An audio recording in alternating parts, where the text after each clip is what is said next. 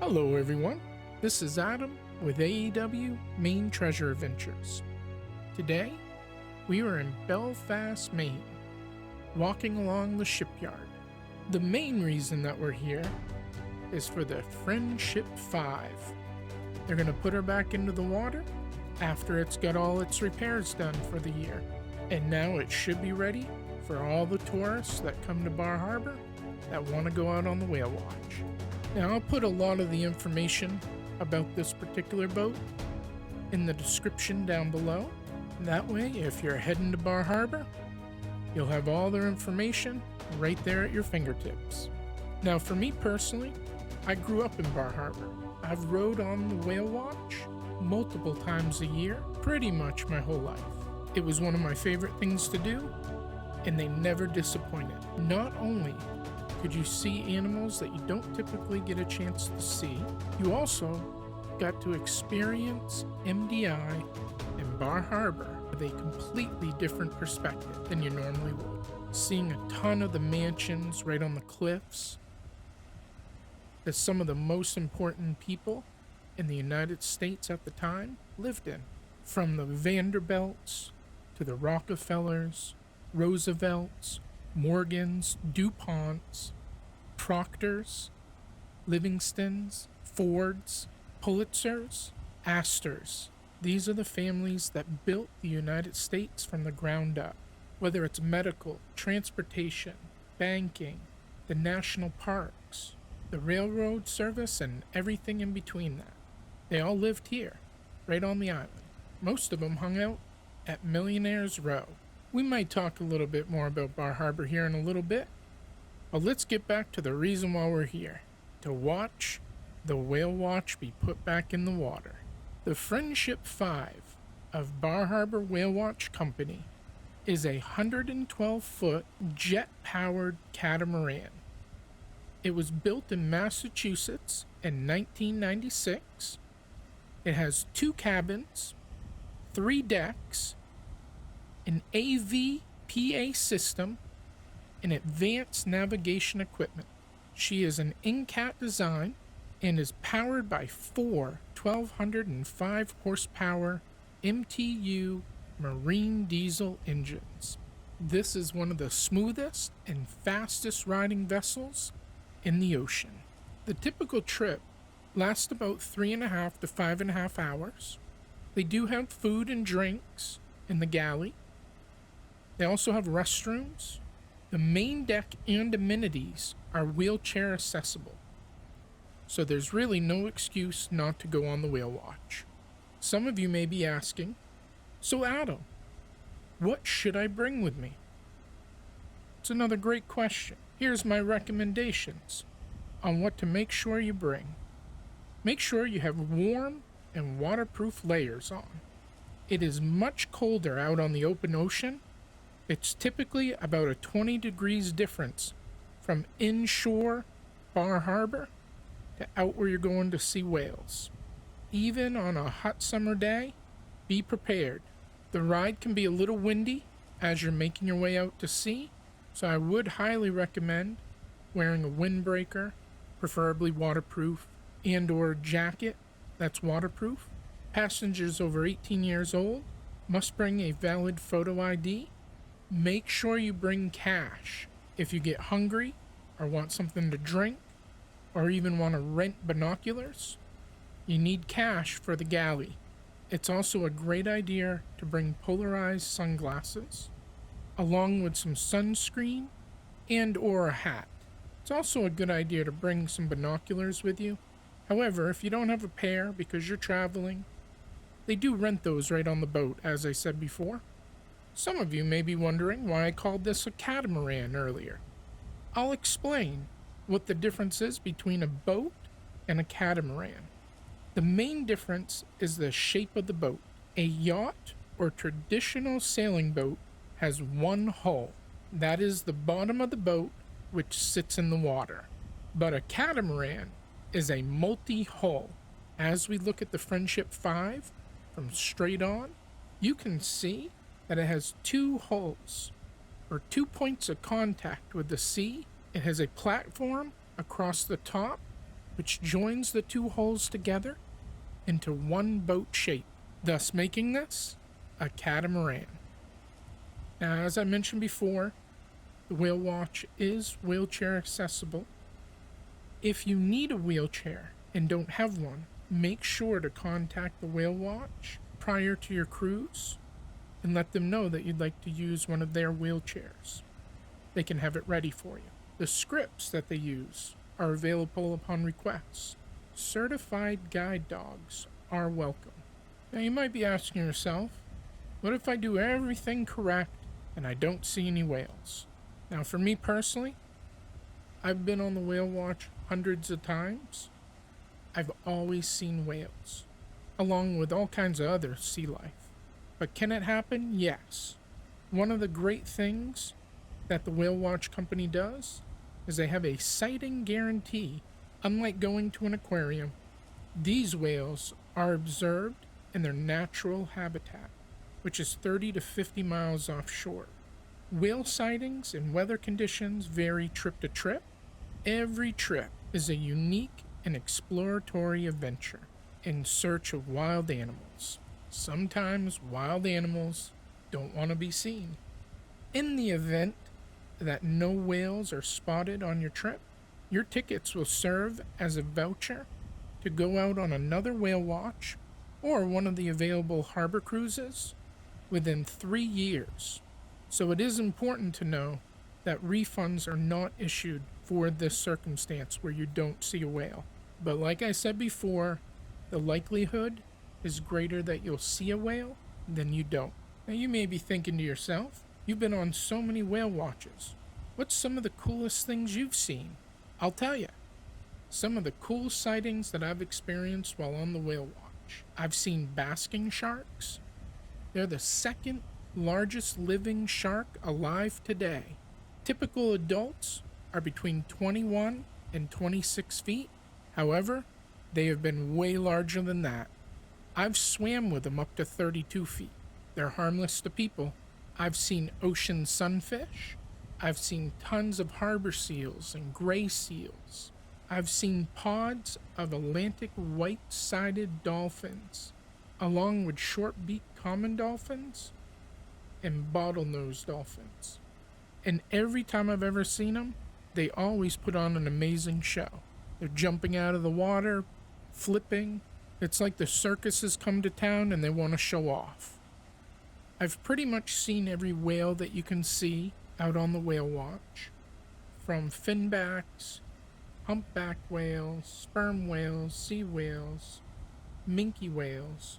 Every single one of them is always amazing to see, but my favorite, and probably the rarest, is the North Atlantic right whale. Unfortunately, the North Atlantic right whale is critically endangered.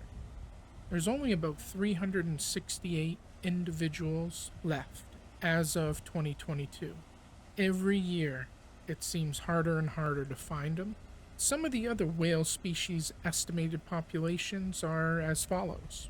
A finback whale is on the endangered list. There's about 6,800 individuals left. Humpback whale is considered recovered. There's only 1,390 individuals. They were just removed off the endangered species list in 2016. They're still protected under the Marine Mammal Protection Act. Minke whale, they're protected and have 21,968 individuals. And then the sei whale is protected and there's 6,229 individuals left. You might be asking where these numbers come from. It's from the scientists and the researchers that do the work. Via photo identification, every whale is different and can be tracked by photographs of their tail. They also can judge on the acoustics in the water and genetics that have allowed scientists to learn a great deal about the structure of stocks and populations of the different species. Whales are divided into multiple subgroups based on physical, genetic, and behavioral characteristics. There is two major groups. There are toothed whales and baleen whales. Baleen whales do not have teeth. Instead, they have hundreds of keratin plates. They act like a filtration system in the mouth. This allows them to consume thousands of individual prey items in one big gulp, or up to several tons of prey a day. As they engulf their prey, they must expel the seawater out of their mouths before swallowing their prey whole. An example of a toothed whale is a sperm whale. They are protected, and there's about 4,350 left. A lot of people think whales are fish. Well, they're not. Whales are placental animals, just like us. This means that whales breathe air using their lungs. They inhale and exhale through a single or two blowholes, their nostrils, on the top of their head. They are warm-blooded. They stay warm with a thick layer of fat called blubber. They give birth to live young, one calf per birth. They feed their young milk up to 100 gallons a day for the larger whale species. Whales have a little bit of hair, usually small hairs on or around the rostrum, and in some cases above the eyes and on their chins, most likely sensory hairs to help locate food. I do the same thing when looking for my next meal. Just kidding. Don't make the same mistake that a small amount of tourists make and cause themselves to get seasick. Here's the top 10 things to keep in mind before you go on your whale watch trip. Number 1, come rested and hydrated. Number 2, avoid greasy and sugary foods or drinks. Number 3, ginger chews, ginger ale, can help deter nausea. Number 4, medication such as bonine or non-drowsy Dramamine. Take 1 or 2 hours before the trip departs the dock. Number 5, acupressure wristbands are a non-medication option. Number 6, the back of the boat in Maine level feels less motion. Avoid the higher levels and the front of the boat as they experience more motion. Number 7, avoid racing to the bathrooms or the cabins if you feel unwell. These places will make you feel worse, so be prepared to be outside in the fresh air. Number 8, the crew are available to help. Just let them know and they'll be happy to help you. Number 9, and probably my favorite, this is the one that I live by. I've never felt sick on any of the whale watchers or nature cruises. I stay outside in the fresh air and I'm looking towards the horizon. Don't stare down at the water, as that can have a direct impact on the motion sickness. The 10th and final tip, the captain and crew will let folks know what the sea conditions are before leaving dock. If you're worried about getting seasick, passengers have the chance to step off the boat prior to the boat's departure to either reschedule for a different trip or get refunded. In the description, I'll put a whole slew of things down there, including what the cost was in 2022. Now these may change, they may go up, but this at least gives you an idea. I completely forgot to talk about Bar Harbor some more. So here's one fact.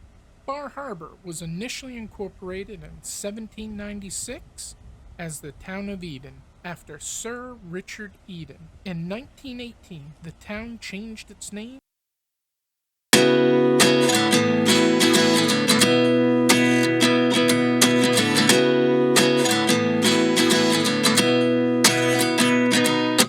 At 29 and I find myself wondering what did happen to the last 10. I ran away with my life, fast forward, never turn back again.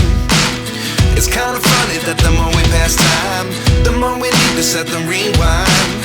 And 19 was the year I had to leave you, but now I'm seeing all the signs. Is this really happening? I can't believe it's true. I'm just as surprised as you.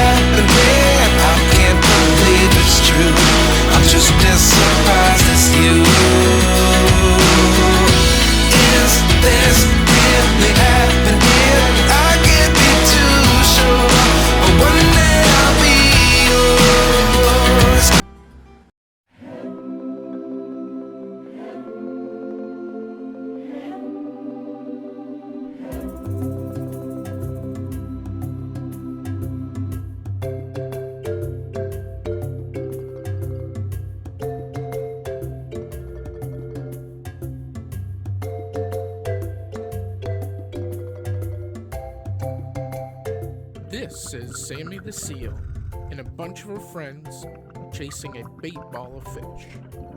Thank you, TJ, for not only joining the Level 2 or higher membership program, but also naming our seal friend, Sammy, in today's adventure. I would swim with Sammy every time I got in the water in the Belfast Bay.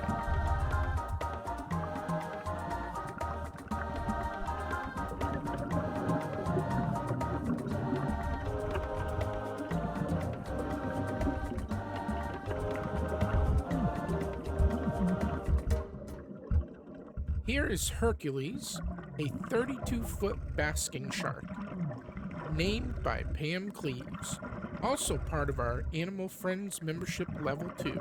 Along with Hercules, here are 4 other basking sharks, all ranging from 26 to 32 feet long. They are the second largest living shark on the face of the earth today. To the touch, they feel like a rubber tire. They're just way cooler. Thank you so much, Pam and TJ, for naming today's animal friends.